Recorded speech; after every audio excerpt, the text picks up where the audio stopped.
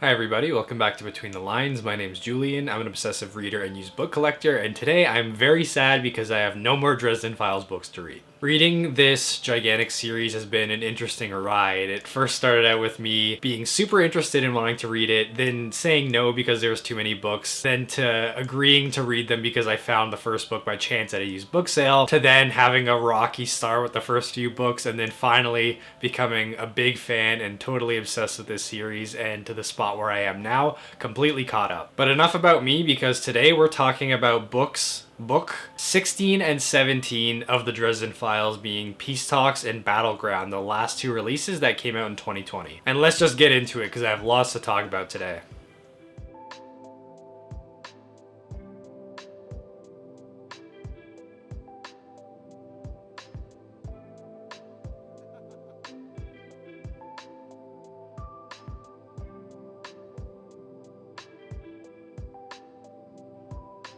So as usually is the case with my review videos, it's going to start off spoiler free, and then I'll put a marker up on screen when I'm going to get into the spoiler section so you can skip past it if you haven't read these books. But be warned that I will be talking some spoilers of the books leading up to Peace Talks and Battleground, so if you haven't read the Dresden Files leading up to this, you may be spoiled on one or two things. So Peace Talks and Battleground are the first releases of Dresden Files books that came out after a gap of a number of years following Skin Game Book 15. And this was something that was unusual for the Dresden Files. I believe up until that point, the books were coming out once a year, once every 2 years, but pretty close. And I think that this gap was something around 5 years. I'm happy I didn't have to suffer through that long gap. I was able to read them as soon as I finished Skin Game if I wanted to, because all the books are out now. And the longest I've had to wait for a Dresden Files book recently is just a couple weeks because I checked them out from the library online. So Peace Talks and Battleground, I'm just going to consider them one book in this case. Like the title of the first part suggests, the story kicks off with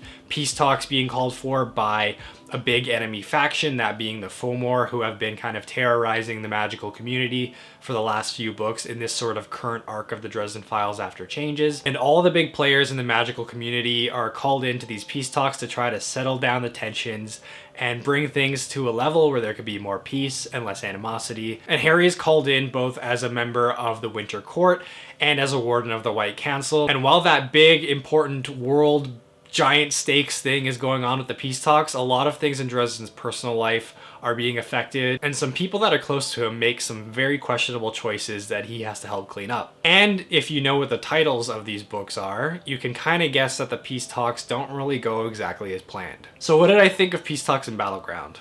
Well, I thought they were absolutely crazy. It was such a interesting ride from start to finish, being a sort of two-part Dresden Files story. I'm pretty sure that Jim Butcher wrote these as one book. It was one big story, bigger than anything else he had written in the Dresden Files, and then it was split by the publisher maybe, but correct me if I'm wrong. And these books only really work if you take them as one story, as one book. And I was warned about that going into these books, so I didn't read them months or weeks apart. I read them back to back, or listened to them actually, because I've been only doing the audiobooks since about after changes. I don't think I would have enjoyed these books as much if I had to wait between entries, which is probably what a lot of people were feeling if they were reading these books when they did come out last year. If you were to read Peace Talks, it would feel very light, with a lot of different story beats being set up across the board, but not a lot of payoff in that. And then Battleground would just be one long, extended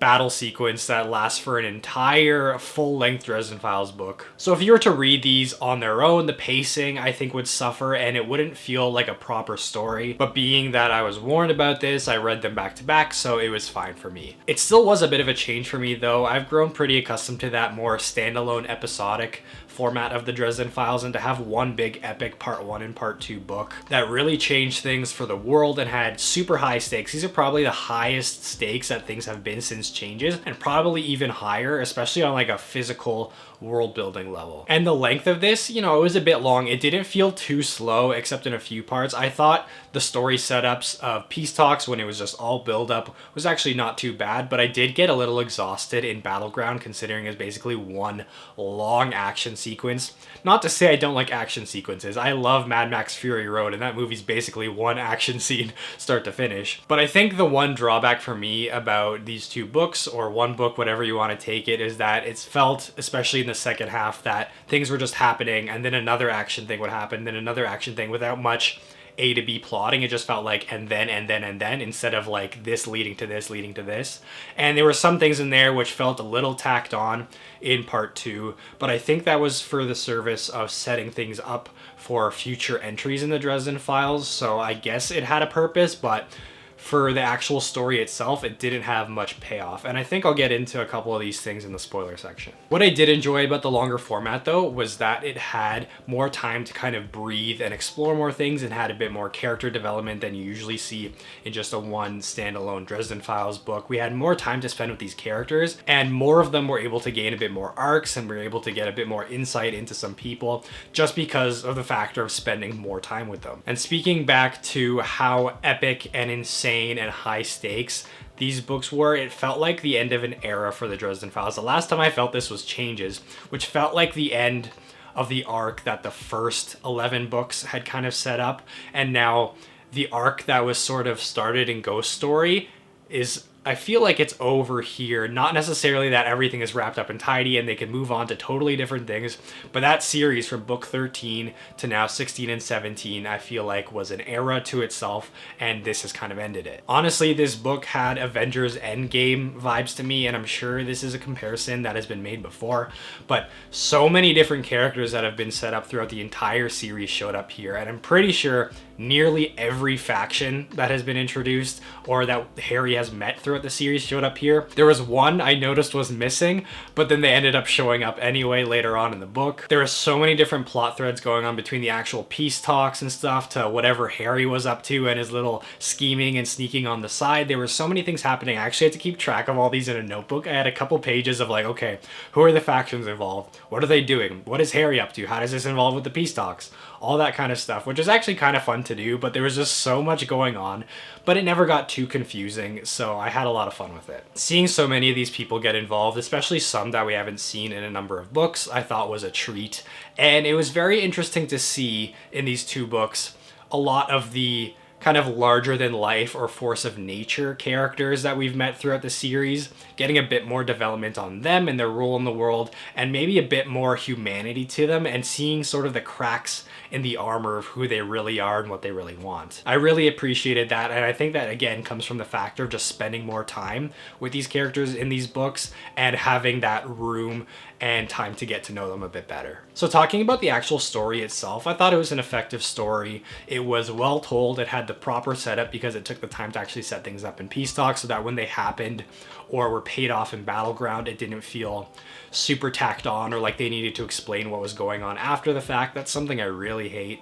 And I thought the story had a pretty interesting hook. It leans more into the, big world epic fantasy side that the Dresden Files has been leaning a bit more into over the past few books, rather than the crime side. Skin Game took a little bit of a dive back into the crime side, which I enjoyed for its, standalone episodic nature. But for something like this, which affects the whole series and is going to change things so completely moving forward, I understand why they needed to lean into more the fantasy, epic, stuff that they needed to accomplish. So that's it for my spoiler-free section. From now on, there will be spoilers about Peace Talks and Battleground, so be warned if you haven't read these two books or just don't care. Tread lightly going forward. So to kick off the spoiler section, why don't I just talk about the most spoilery thing that happened in this book, and the one that everyone has been talking about and that affected me the most, and that's Murphy. I can't believe Murphy's gone. This is a character I thought would be there throughout the whole series. She was definitely like my number 2 character after Harry, and someone who's been there the whole time, has understood exactly what's going on, and has never really faltered with Harry, except in the first couple of books, but that was because Harry is being an idiot. But since then, Murphy has been such a reliable friend, such an amazing warrior, and to see her fall like this in such a brutal and stupid way was so awful, but in an effective storytelling way. Like, I hated that it happened, but I understand why it happened that way in the story, and I thought it was a really good story point, but it just made me very sad. And of course it happens as soon as Harry like get together. I knew at the start of this book like they were having too good of a time, but I thought that, you know, Murphy's kind of price she had to pay to be with Harry, she already suffered in Skin Game when she essentially lost her ability to be as functional as a warrior and to walk as properly as she did before. That took so much away from her considering how strong she was as a person, and to then have even more ripped away from that and to just be dead. Man, Harry's got the worst luck with his loved ones. Like first he got Susan and changes and all that, and then Murphy now. Like the dude should just stop dating. Honestly, it just never ends well for the women he loves. I knew people were probably gonna die in this one. You don't really go into a high stakes, big epic story like this without a couple characters kicking it. But honestly, I thought it was gonna be Ebenezer. The way they were focusing so much on his and Harry's strained relationship, especially in peace talks, I was like, okay, he's probably gonna die in the second half and Harry's gonna feel guilty about it, where he's gonna have to acknowledge that and feel sad by it, and it'll spur him on to do something great to save the day. But that wasn't the case. It was Murphy, and I'm very sad. Even though I finished this book a little while ago, it still affects me. And let's talk about the villains here. So in the Dresden Files, a lot of the villains have been very hit or miss for me, and in this case I think the Fomor were a bit better than they have been in the last few books. I really didn't kind of understand the Fomor or care about them. I was very confused as to what they were doing in Ghost Story when they were first introduced. Like I get what they were doing, filling that power vacuum that was created by the Red Court, but I didn't really get what they were all about. Like I understand that they're this group of old mythological creatures that have been kind of forgotten by history, and I understand that they're based on an actual mythological source. There were a couple of short stories that filled in the gaps for me a little bit, but I felt like until this book, I didn't really understand what they were all about. And this relates to Ethniu, the villain specifically. This is a character that was just introduced in this book, and we have no kind of idea who they are, no stakes to set them up. It's not like bringing back an old character who we know how dangerous they are, so when they show up we go, uh-oh, it's this person. Totally new, we have no idea who they are. But I did think it was really effective on Jim's part to show how dangerous Ethniu was by immediately kicking the crap out of Mab. Like, we all know Mab is one of the most dangerous creatures in the universe, and to have this person just show up and kick Mab's ass was like, okay, this is something pretty bad we're gonna have to deal with. But something I was looking for a bit more was different motivation. A lot of the villains in the Dresden Files really suffer from the I just want to take over the world, I'm just evil sort of motivations, and that doesn't really work for me. That's why Nicodemus didn't really work for me for a long time up until Skin Game, and it didn't really work for me with Ethniu because it's just so like, okay, we get it, you're a bad guy, you want to do bad things, cool. And then in the end to have the whole thing about, you know, the peace talks and the giant battle in Chicago to just be a cover-up for getting Nemesis to Demon Reach to set free all the monsters there was like, okay, so, but besides that, this book had some crazy awesome moments that were, you know, super classic Dresden Files. Harry is his classic wisecrack self who's still dealing with a lot of shit in being the Winter Knight and feeling that, you know, tug to really let the Winter Mantle take over. But there were some really awesome moments here, like Harry's fight with Ebenezer. I was not expecting it to go full out fisticuffs like that between those two, especially between a grandfather and his grandson, but it was pretty epic, and the way Harry did a reversal on that was really cool. Seeing River Shoulders show up in a novel was awesome, and him letting loose and just going full Bigfoot on everybody was really cool as well. And speaking of Bigfoot, apparently the Janoskwa is still around, which was a person I was very happy to have died in Skin Game, but apparently they didn't die, is still running around, and is definitely going to show up in a later book and cause some havoc for Harry. Another moment I thought was really cool was Butter's sword hurting Harry when it had been set up in peace talks that it shouldn't hurt a human, because Harry was going like full Winter Mantle and it was going to kill the cop who killed Murphy. And speaking of Butters, I like Butters. I thought his character development has been really cool so far, to see him go from a really timid medical examiner to this awesome Knight of the Cross Jedi sort of mix. But apparently a lot of people online don't like Butters. One of the things that I can do now is actually go online and look at a lot of the things that people are saying about this series, because I have no fear of being spoiled. But people don't like Butters for some reason. There's a lot of a mixed reaction on him there, and I'm not sure I understand why. A lot of people feel like he's overpowered now and his character changed, and people weren't necessarily expecting or thrilled about his relationship with the two werewolves. But I like Butters as a character, honestly. I think he's a lot of fun, and it's interesting to see a character who started off so weak and timid be in the place they are now, where they could stand up to Harry and, you know, creatures creatures of legend and myth. When he stood up to Nicodemus in Skin Game, that was one of my favorite moments in the book, honestly. And a lot of the other characters had some great development in here, like, you know, Harry, of course, goes through his usual shenanigans of change throughout the story. Seeing Molly get more invested into her role as the Winter Lady has been a little scary, but very interesting, and I like that she opened up to her family at the end. Seeing the cracks sort of start to form in Mab and who she is, and seeing a bit of humanity in her is something I'm really appreciating as well. And speaking about the factions I was talking about in the non-spoiler section, how some of them kind of felt tacked on to set up later stuff, or that there was kind of too many things going on. I'm specifically talking about the Black Court scene. Like, the Black Court, I think, are cool. I like them as villains. I like the whole traditional Nosferatu Dracula style vampires, but to have them not show up for like however many books, when's the last time we saw Mavra? Like Deadbeat, I think, and then to have them here just a one-off action scene to set up for their books was like, okay, like I get what you're doing, but it didn't really work well for me. Although this book did a great job overall of having everyone involved, like so many different people, and not feeling too bloated or overwhelmed for me. And the one faction I was talking about that I didn't think was going to show up, that they weren't there for the whole book, so I was like, okay, you know, they weren't there, they probably don't need them in this one because they were in the last book, was the Denarians. And of course Marcotte is a Denarian and showed up at the end, and I was like, oh, they showed up. Holy shit, Marcotte's a Denarian.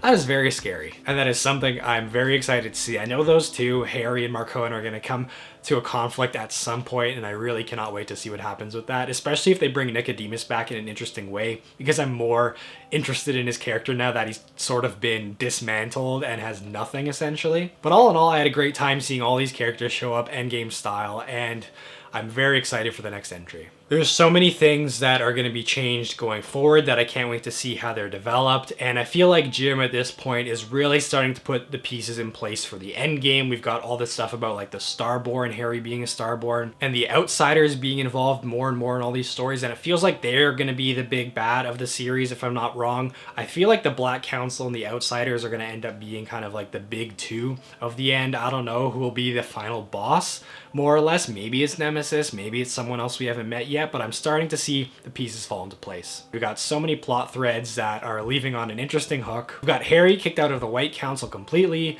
and getting deeper into his role as a Winter Knight. Thomas is all f***ed up on Demon Reach, and Justine is pregnant and also infected with Nemesis. We've got Harry's potential marriage with Lara, which who knows if they'll actually end up getting married. We've got a Dresden without a Murphy.